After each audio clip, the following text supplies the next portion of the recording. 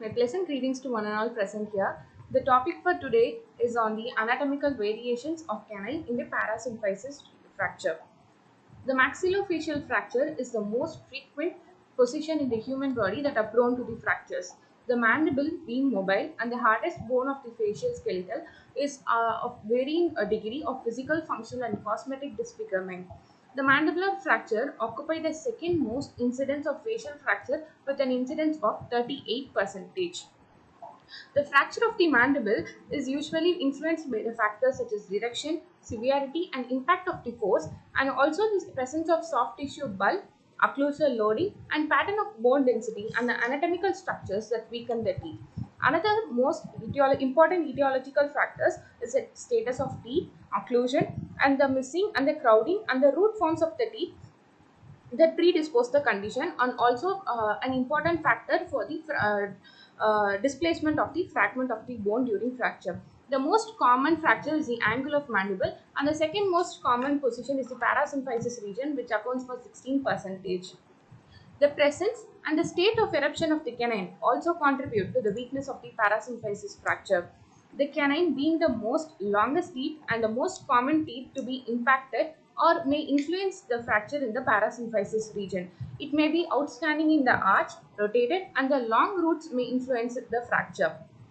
Sometimes the embryological fusion fills in the parasymphysis region, thus making it weaker. Based on these above literature reviews, the Department of Oral and Maxillofacial Surgery conducted a retrospective study which the parasymphysis fracture patients were analyzed based on the root form, root length, and the tooth and line of fractures, unilateral and bilateral fracture incidence, and the etiological factors. The fracture in relation to the canine are analyzed by the clinical and the radiographic method, and all these are recorded. The main aim of this study was to analyze the anatomical variation of canine in the parasymphysis fracture. The objectives of our study include to analyze the type and site of fracture of radiographs available on these records, to analyze the length and width of the canine with reference to parasymphysis fracture, to analyze the type and pattern of fracture involving the canine of the root, and the incidence of tooth and line of fracture along the parasymphysis fracture, the presence of malocclusion with reference to parasymphysis fracture, and the presence of missing right and left mandibular canine in this region, and the presence of various root forms of the canine in the fracture region. The materials and methods of this study include the only the parasymphysis fracture patients were included in this study, and the male is to female ratio was about 7 is to 1%, and the age varies between 18 to 60 years of age. The incidence, the site, and the line of fracture with reference to the canine and canine length, the associated fractures were also evaluated from the data available. The statistical analysis was conducted, and this analysis was performed by the Statistical Package of Social Studies.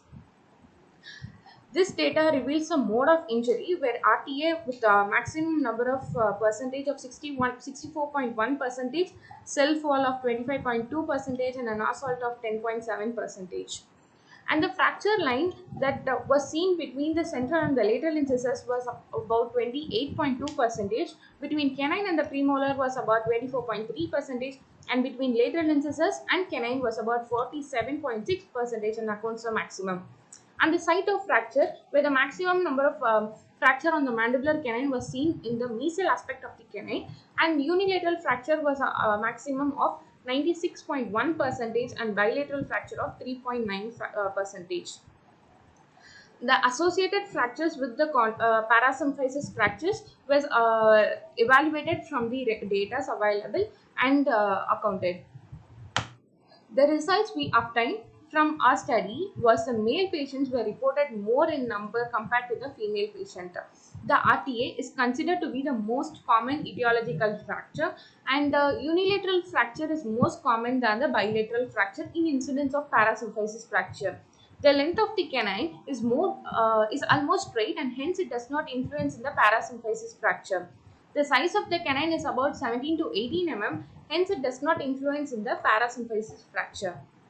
The fracture line falls either mesial or distal to the canine, but not exactly on the midline of the tooth. Hence, it does not influence the parasymphysis fracture. There was no pathological features in relation to this canine and does not play any role in the influence of fracture. As none of the cases where the canine was impacted, the incidence and influence of fracture were minimal, and there's no evidence of deformities and hypersomatosis in relation to canine. Hence, it does not influence the fracture site. Discussion. Despite the fact that it's the heaviest and the strongest facial bone, the mandible is prone to fractures, maybe due to the open arch, and is located on the lower portion of the face, and the mechanism by which is hypertension and the hyperflexion of the head in the accident area, and it also get atrophied. The basic etiologies for the mandible may be one, the pathological factors, and the other is the traumatic fractures like accidents, falls, sport activities, among others. The signs and symptoms of the patient are the pain, edema, hematoma, dental occlusion, facial contour deficit, cracking, and mobile of the bone fragments.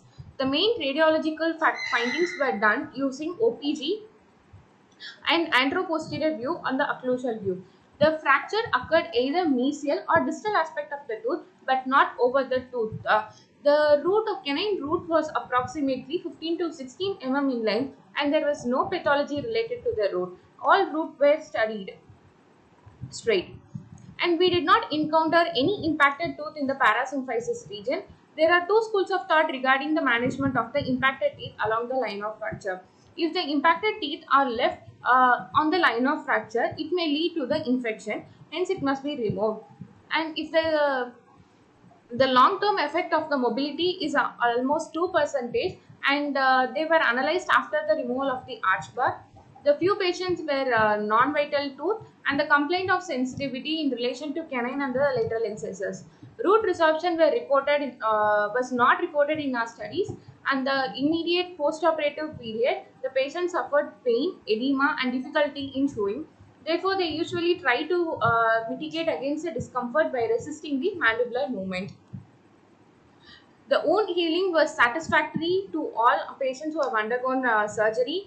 Mostly, all patients have undergone open reduction and internal fixation of 98%, and 2% of the patients where maxillomandibular fixation was done, and there was no wound gapping and the complaint associated. However, few patients was seen infection up in the site of the fracture.